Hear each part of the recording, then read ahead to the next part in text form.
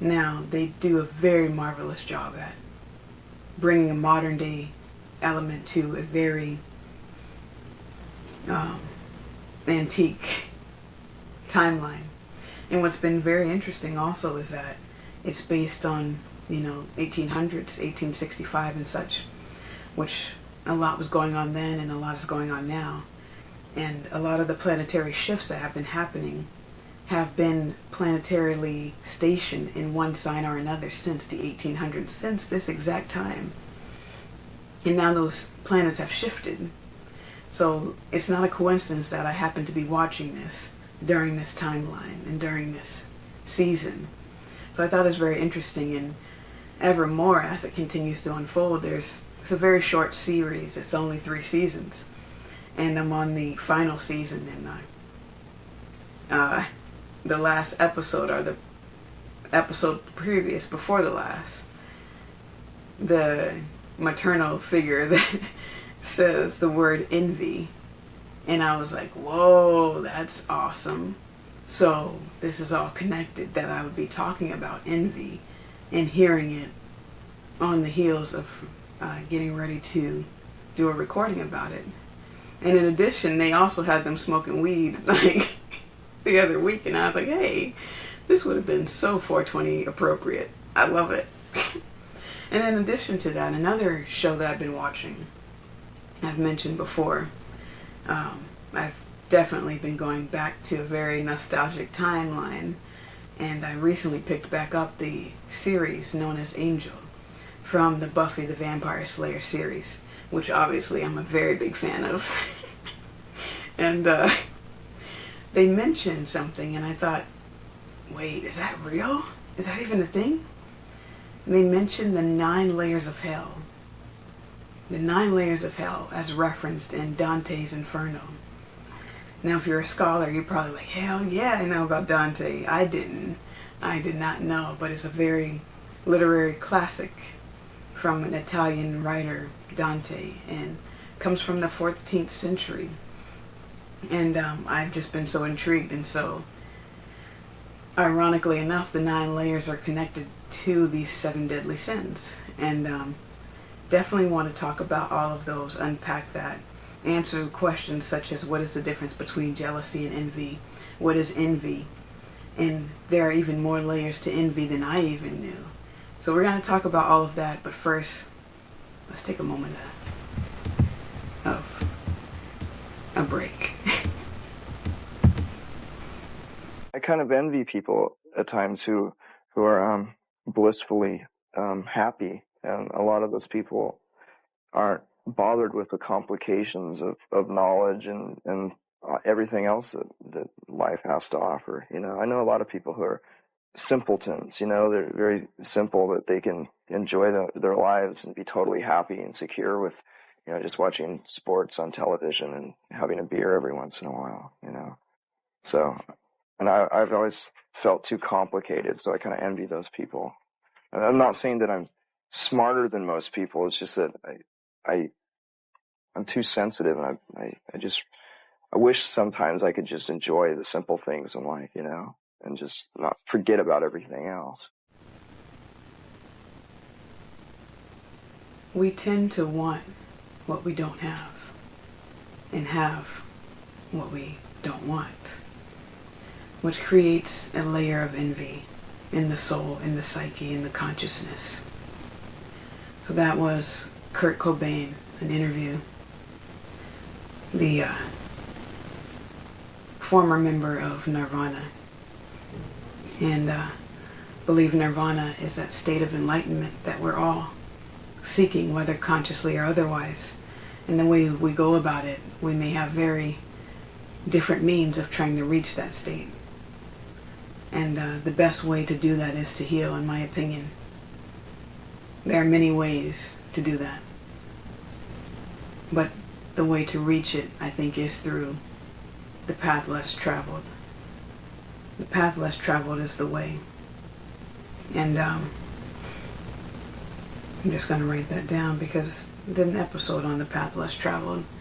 So I want to make sure I add that to the collected resources. And yeah, down that path, there are many ways to heal. Because the thing about it is, everyone grows. Growth is inevitable. We all will grow. You watch a child from an adult, they grow. But the thing about it is, not everyone heals. Healing is a choice that many choose to avoid because it is very painful and there are many layers of it.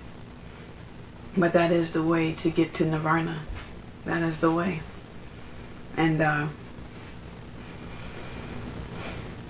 that's why we see such a broken society that we have now. We have children in adult bodies running the world. We have children in adult bodies in roles of authority and relationship and wanting to be followed, wanting to be leaders, wanting to be CEOs, wanting to be kings and queens. But are they? Without the necessary healing, you just grow. You don't actually change anything if you don't heal. So understanding how do we heal these things? Because all of these quote-unquote sins are birthed because of an unhealed wound, and they fester and they are overtaken by dark energy, by parasites. They are overtaken and they grow also. So you must find the initial wound where it entered to heal it. Easier said than done, trust me, I know. But in addition to that, there are many layers to this healing journey. So there may be people who hear these words and they're so inspired and they get up and they make action, they do things, and they're on fire, they're so about it, but then they burn out rather quickly.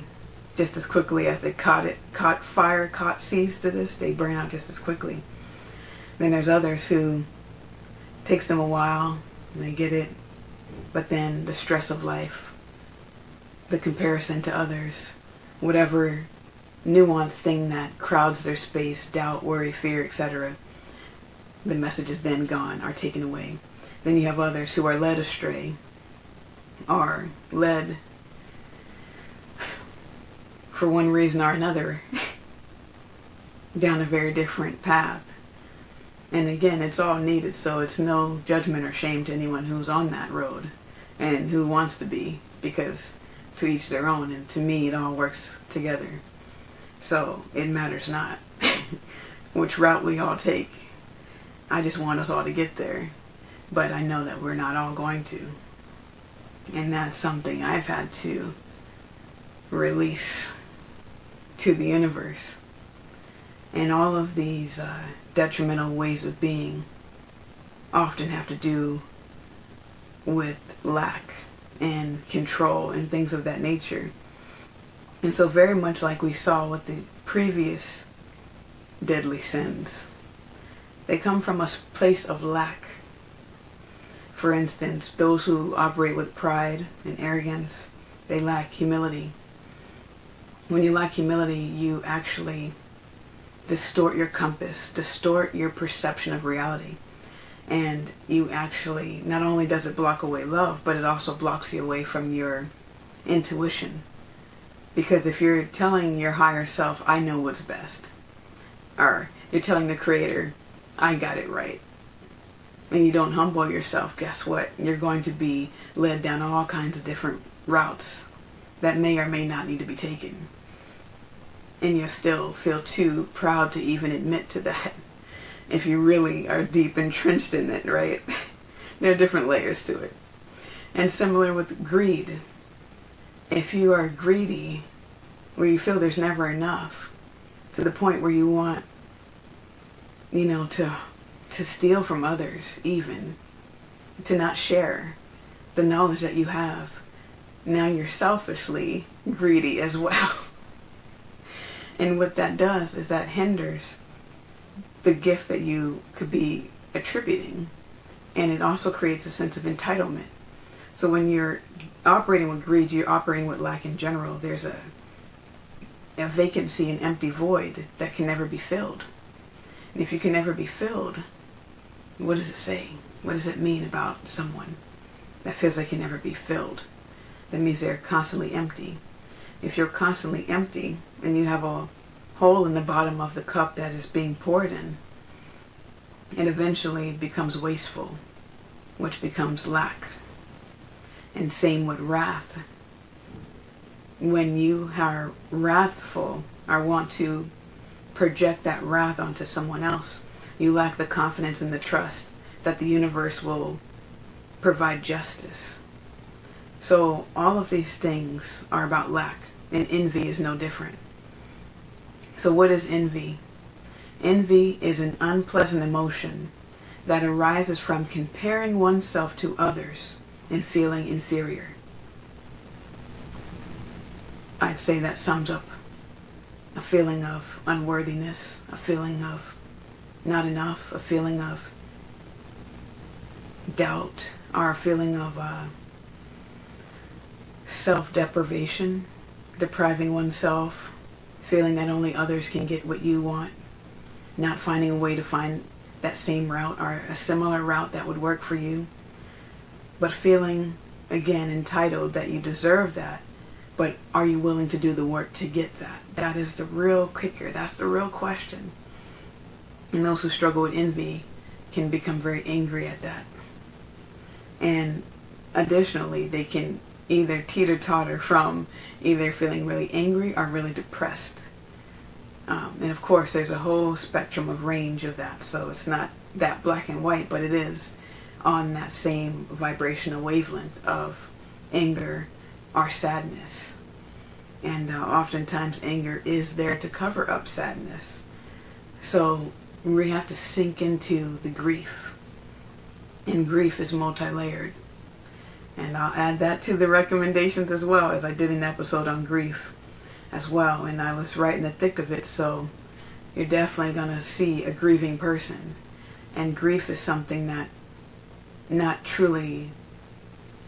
don't think it's something that truly goes away. I think it is something to manage and work through. And it is something to transmute into light, because grief is the shadow side of love. If you love deeply, chances are you're going to grieve deeply also. And for some who may be very terrified of that, may shy away from love altogether. And it takes a lot of courage to love. And it takes a lot of courage to stand strong in such a broken, sick society. So none of this that I'm discussing or even doing is easy. And I wouldn't be doing it if it were, to be honest. But Dante knew that. And he wrote an entire book called Inferno. The 9 circles of hell are structured as followed: limbo, lust, gluttony, greed, wrath, heresy, violence, fraud, and treachery. And each circle represents a different type of sin and corresponds to a specific type of punishment. And so you can look at this as, and this is what I think more of the religious connotation has when it talks about the 7 deadly sins.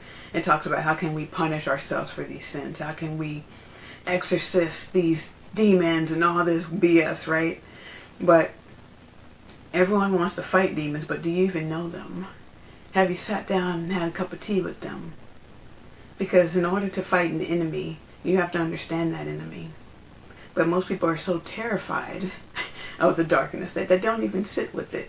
Not within themselves, and definitely not with someone else's.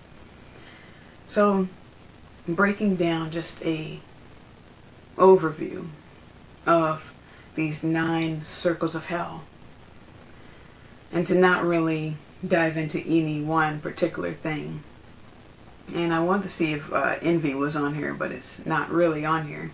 So I don't necessarily want to actually get into this, but I would encourage you all to look at it. Just because I want to keep the focus on the current task at hand, because that's another thing envy can really show its head with. You're giving something else attention. You know, I don't mean to make fun of it, but you kind of have to laugh or cry in these moments, right? Because when you see how ridiculous everything is, it's kind of just like, oh dear, you know? And again, I don't mean to minimize it, because it is very serious. But it is also, in the same breath, doesn't need to be taken as seriously. But for those who struggle with envy, it creates an unpleasant emotion and a feeling of inferior. So if you have this struggle with envy, I would encourage you to understand the superior and inferior complexes and to do research on that. I don't have necessarily a recommendation for that or resources for that, but I would encourage you to find it. And if you're open to it, the universe will bring it to you if you really want to find it and dive deeper in this. And envy is such a normalized emotion in the day and age we live in right now, because social media has basically bred this and fed it and cultivated a system of envy that is almost neutralized and normalized as, of course you're going to have a quarter life crisis, of course you're going to go on social media and feel worthless, of course that's what we intended, you know, it's all going according to plan, you know, the little Skeksis and whatnot, the little nips and whatever. Sorry, it's not funny. It's actually very deadly. And I would encourage anyone who's even divvying into those dark energies to be very cautious of what you're doing. Because it's all fun and games until it's not. It's all fun and games until someone gets decapitated.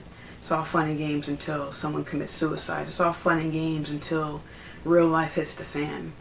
And fantasy is what people want, but reality is what we need. The great Lauryn Hill said that. And so we live in a world of illusion that wants people to opt out of reality.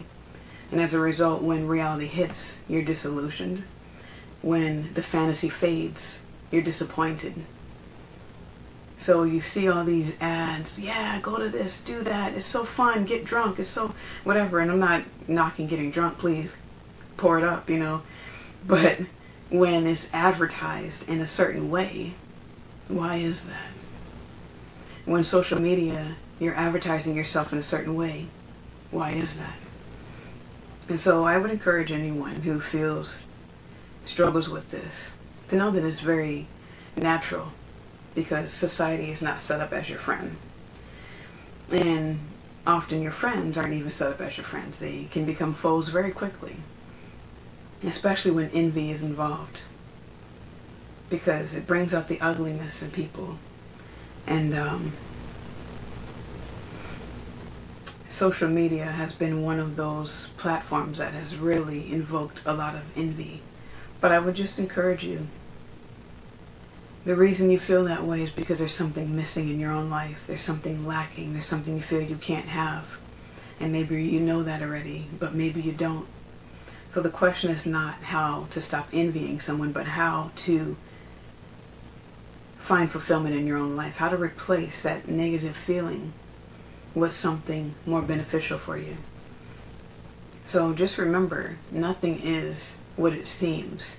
You know the little sticker they have on the mirror that says things are not as they appear, or objects may be closer than they are, that kind of stuff. Just know the same on social media. So personally, I have not struggled with this particular deadly sin, if you want to call it that, or this emotion, because there's never been a need to envy anyone's life, because mine is already so magical, adventurous, unconventional as it is. I don't even have time to think about or envy anyone else's. And beside that, I want everyone to enjoy their life. So when I see other people winning, I'm like, yes, it brings joy to me. It brings joy. And it doesn't mean I don't feel like, oh man, I wish that I was in a different place, or oh man, I wish that, why didn't I have that before now, or why didn't I understand that? But even that is transmuted into abundance and peace. And I am grateful for those who can show there is a different way. And so my thought is always a curiosity of, if they can do it, anyone can, because no one is truly different. We all are souls. We all are in this human condition. So I've never felt that feeling of inferior in that way of like, I can't have what exists. If it exists, I can have it. That's always been the mantra. And a lot of times people don't envy what it is that you have. They may. They may envy the car, the house, the clothes, whatever. But it's usually things that are untangible, intangible things that are envied. It's the way you carry yourself. It's your aura. It's the way you think. It's your beauty. It's your hair. It's whatever it is. That is your God-given right to have. It's your uniqueness. And so, yes, in a way you can say that is something worth envying in a way, because that is something that no one else possesses. But in the same token, if you are the person on the receiving end of being envied, it can be very painful and isolating. And if you're the person who's projecting that envy, it's actually dishonoring yourself. It's doing a disservice to spirit. And this is where the trap lies of being cut off from love, or blocked from love. It creates a blockage because you're not loving yourself. If you're envying someone else's life, someone else's wife, someone else's anything, you're not appreciating who you are. You're not appreciating what you have. You're not appreciating what you could be creating. Instead of envy, you could be using that energy for something so much more abundant, so much more creative, so much more of an outlet. And so we tend to envy these things that money can't buy. We tend to envy someone else's relationship, whether it's the relationship with themselves or a partnership, a union that we see other people have. And we have to ask ourselves, why do we feel we can't have that? And ask them, how did they get that? What did they do to get that? I remember I was out with a coworker, and ironically enough, his name was Dante. And we were out working. Actually, I don't think that was his name. No, it was actually. It was. Yeah, but anyway. Again, all of these things are here for a reason. And this coworker of mine, we went out, and we were in California at the time, and you know, this guy pulls up in his sports car, you know, a little Fast and Furious moment going on. Pulls up in his nice decked out car, you know, and instead of him talking shit about him, he goes up to him and he says, "Hey man, what do you do? Like, how did you get that car?" He tells him, and he goes, "Okay, what would you tell a young 20-year-old to start doing now so I can be where you are in the next 10 years? And I was just so impressed. I was like, and I thanked him. I'm like, man, thank you for doing that, you know, and told him how proud of him I was. Because that's what we need, more of that type of energy. And of course, we all have our own struggles. So he had his own and I had my own, and it's all good.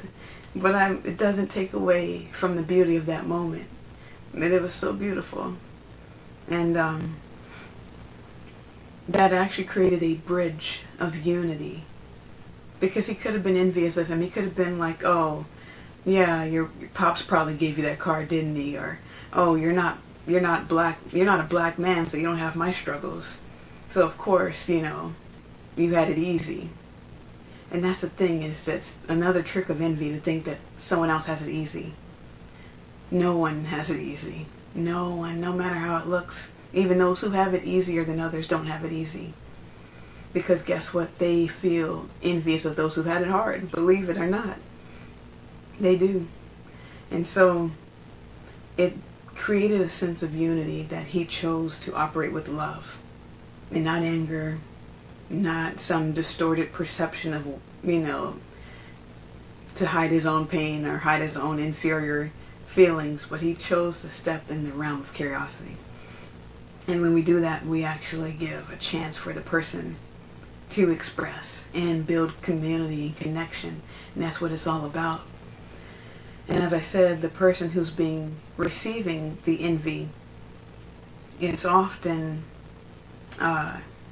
distorted as well, because what you see in others exists within you, both positive and negative. So if he chose to be mad at this person, that would only reflect where he was at in his healing journey. that would only reflect the poor self-image he had of himself, which often contributes to envy. So when you get on social media and you see all your friends getting married or doing whatever it is that you wish you were doing, instead of being mad, I mean, feel the pain. I'm not saying bypass that emotion. It's important to feel into the emotion and then to trace it back to the ways that you've been held back from having your desires, from the ways you've been conditioned, from the negative self-beliefs, all of that stuff. And then when you're in a place, actually ask that person, how did they get it? What did they do? Because often the person we envy, they're not being seen as human. They're being seen as you had it easy. They're being seen as even above us. They're seen as divine or seen as being put on a pedestal. And when we put people on a pedestal, we make them and life itself unattainable. And if we feel someone is on a pedestal and feel they have no problems, when they actually have problems, we probably will abandon them. And oftentimes, I've experienced being on the receiving end of a lot of envious people. And oftentimes, that is a very painful feeling of being treated inhumane, not seen as human. And so when there's a crisis or when there's a need for help, as they say, check on your strong friends, And that strength comes with a cost. That wisdom was birthed out of pain. It's extracted from pain. And so someone who's operating with the demonic energy of envy may say things like, they'll be fine, or they deserve it, or serves them right, or any type of wicked thought like that. And so when we place someone on a pedestal and they feel like they're out of reach, we don't see them as someone who has struggles. We see them as someone who has answers. We see them as a buffet. We see them as someone who doesn't need help. And so often the person who is envied experiences a lot of abandonment, because they're often abandoned and rejected because of this natural element that they may possess and that others may envy. And so when you choose to operate with curiosity and love towards the person you may envy, you actually bridge the gap of separation. And so you may see someone in this quote-unquote perfect relationship. Please remember, perfection is an illusion. So no matter how anything appears on social media, no matter how anything appears on television, as they say, television tells lies to your vision. Nothing is what it appears to be. So even if someone appears to have this most perfect magical life, it's not. They still have to deal with the mundane. They still have, whatever. They sit on the throne just as you may. So understand that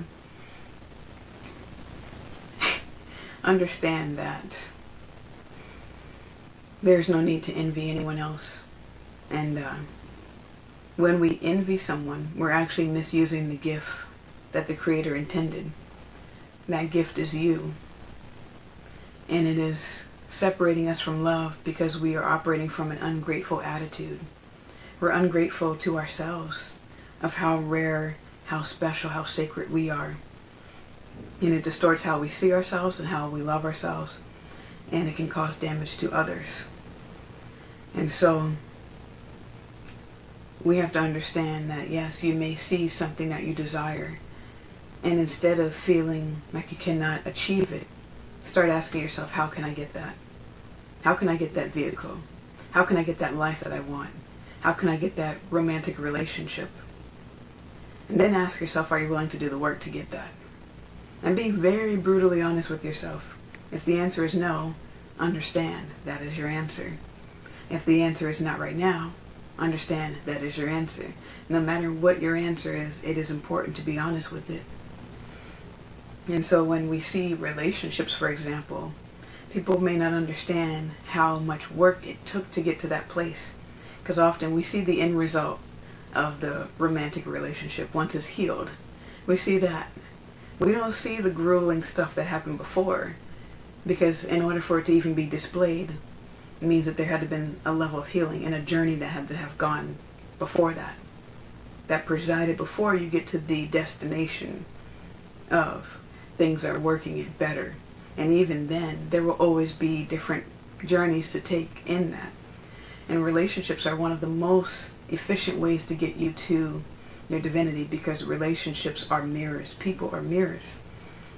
And so if you're envying someone, you're abusing the mirror. You're not seeing it for what it is. You're not seeing the mirror clearly to realize what exists in them exists in me.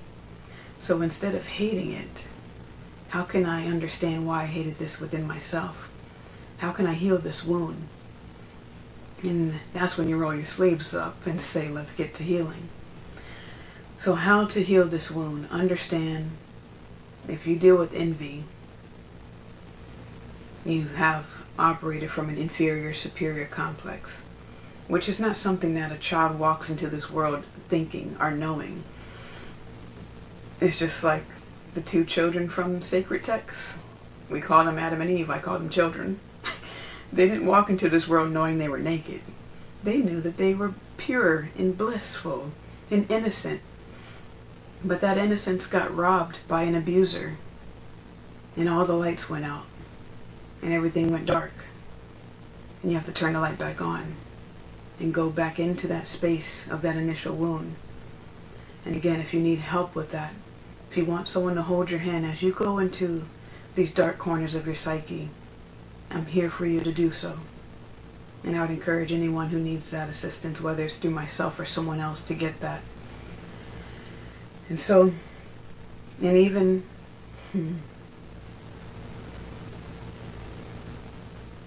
for myself,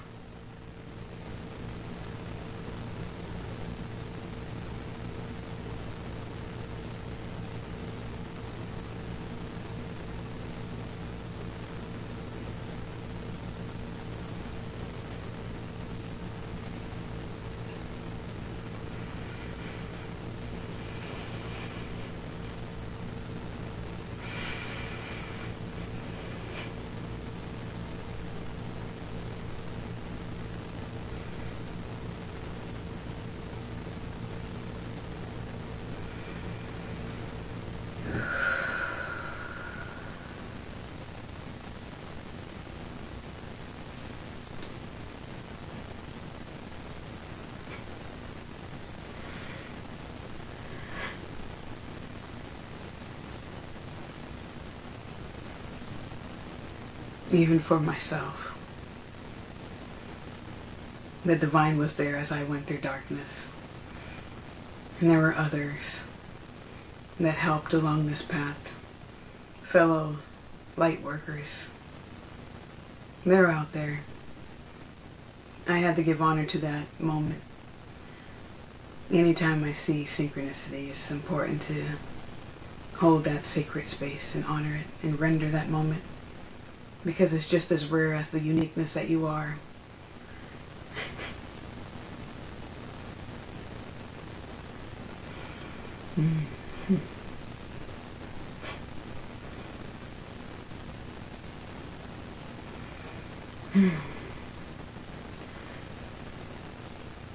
For those who've been the victim of being envied, there can be a fear to share any good thing because you don't want people to envy you. You don't want to experience more pain, and you also, it triggers a vibration of shame also, because you feel bad and wrong for receiving something good and wanting to share it or discuss it. And oftentimes it makes us want to hide that light because we don't want to seem boastful, or we don't want to hurt someone else with our positive, good-ass energy. And so even just now, I felt that fear and realized it's connected to shame, that vibration that gets triggered, subconsciously, of course. I felt that fear of, if I share with you the beauty of what I just saw, some envious person may want to attack or hurt me. And that again comes from my own past of being victimized for envy and not even knowing that that's what it was. But anytime you have the opportunity to see synchronicity to honor it. And so I had to take a moment of silence for seeing 1111 just now. And so, obviously, that's the name of the podcast, right? So we have to give, we have to pay homage to the king.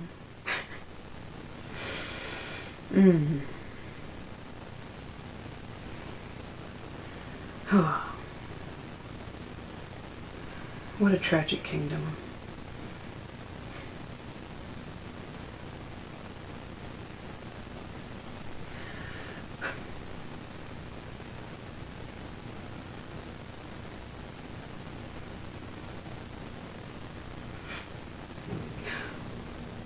People envy those who are gifted and have ancient souls very much like my own, and they may envy it or envy anything, but they don't understand that anything you envy has a double-edged sword. So you may envy someone who's very rich and powerful, but are they happy? You may envy someone who has a quote perfect relationship on the outside, but do they feel free or do they feel caged? You know, and nothing is as it appears.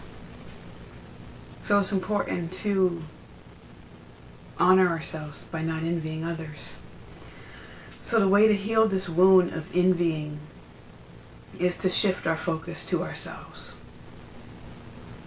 Now that may sound a little contradictory if you are raised in a culture that believes in self-sacrifice and that believes in calling you selfish in a derogatory way. But you have to be a little selfish. And I don't mean self-centered. And I don't mean selfish at the expense of others. But what I mean is self-loving. You have to develop self-love. Self-love means putting yourself first and knowing that that is not doing a disservice to others. The analogy we like to use in this realm is when you board an aircraft and they go through the safety instructions. They say, in the event an emergency happens, if you have a child next to you, put on your own mask first and then help those around you. And there will still be someone who tries to put on the mask of the child first, or tries to put on the mask of the elderly first, or whoever the loved one is. But you have to put on your own mask first, because guess what? If you try to put on the mask of someone else, you're now losing oxygen and sustenance that is vital to your survival to be even clear-headed enough to help someone else. So you might, on the surface, think, oh, that is so wrong. Did you see that parent or that person? They helped themselves first before helping someone else who was dying.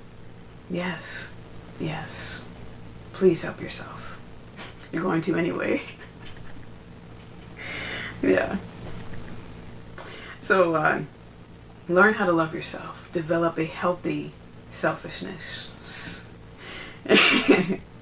And also change your vocabulary. You heard that hiss, right? You also got to change your vocabulary. So changing the way you speak to yourself, changing the way you speak about yourself, and the way you speak about others. Because again, everything is a mirror. So what you say about someone else, as they say in your younger years, what you say about me bounces off of me and sticks to you? Absolutely. Absolutely.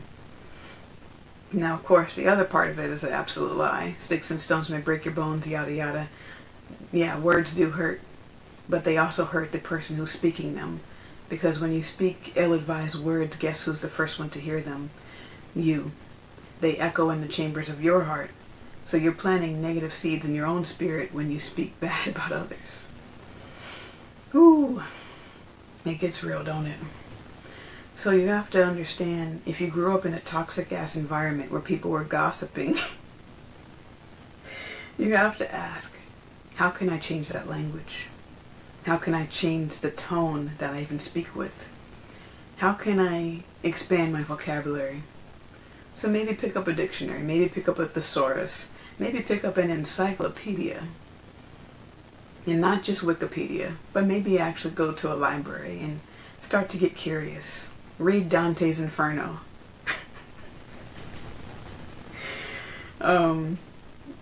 So understand, if you were raised around people who gossiped, that was not your fault.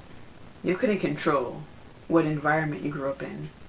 But if you continue to choose those environments that are detrimental to your spirit, then no one's going to feel sorry for you, because it is a conscious choice. So you can only play the victim but for so long, until you have to take your power back and realize, I have power, especially if you are of age to have power, meaning a quote legal adult who can make conscious choices. And even before then, you make conscious choices on the regular. But often we are wounded before we even get that opportunity. And so your wounding is not your fault, but your healing is an opportunity for you to choose differently. And I use the word opportunity because it is an opportunity. It's not your responsibility. It is and it isn't. People obviously can shriek off their responsibility. They can have a whole ass kid and leave, you know what I mean? So I don't want to say responsibility, because naturally that will trigger those who struggle with that to struggle more, or to run even further in the opposite direction. So you have to feel into these things.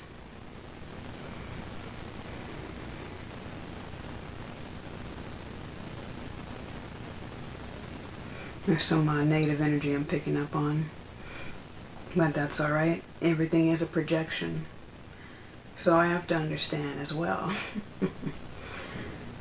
To understand, what storylines are we telling ourselves? What energies are we engaging in? Consciously, unconsciously, subconsciously. Hopefully not unconscious, right? But a lot of people are. So when you wake up to the knowledge that you've been lied to and severely gaslit, it's then the opportunity to say, how can I course correct? How can I put my own mask on now and then help others? So again, another way to heal this wound of envy is to feel into the exact thing you're trying to avoid. So if the word responsibility triggers you, that's what you need to run towards. If you've felt powerless in the past, you need to recognize your power.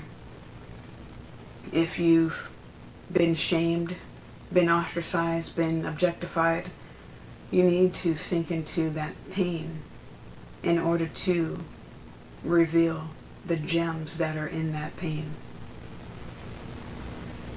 So recall the memories and change the narrative, change the storyline, because things are not as they appear, or things are as they appear, maybe not as they are. So we have to understand what is actually going on. Yeah, and I want to learn, continue to learn all that I need to on my journey, and I hope that we all will do that together.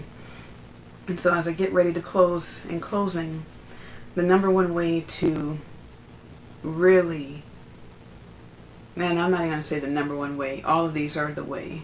There's not one less. You see that right there? That's the end. That's the little, ooh. that's the. Okay. Understand that even operating like that is already putting you in the vibration of hierarchy, in the vibration of superior and inferior complexes. There is no one or right. There's no higher or lower. There just is. And when we learn to integrate our light and our shadow, that is the antidote, in my opinion. All of these things are the antidote. Pick your poison, as they say. But we are here to learn to become whole. We're all fragmented. And when we learn how to become whole, we no longer have to be fragmented. I'm going to add that as well, fragmentation. Yeah. You know, one of the very deep episodes and series that I really connected with is Steven Universe, and there are these shards that just want to be made whole. So go find your other shard, and before you can find it on the outside of you, you must find it within. So I'm going to leave this here, and I encourage you all to seek the power within.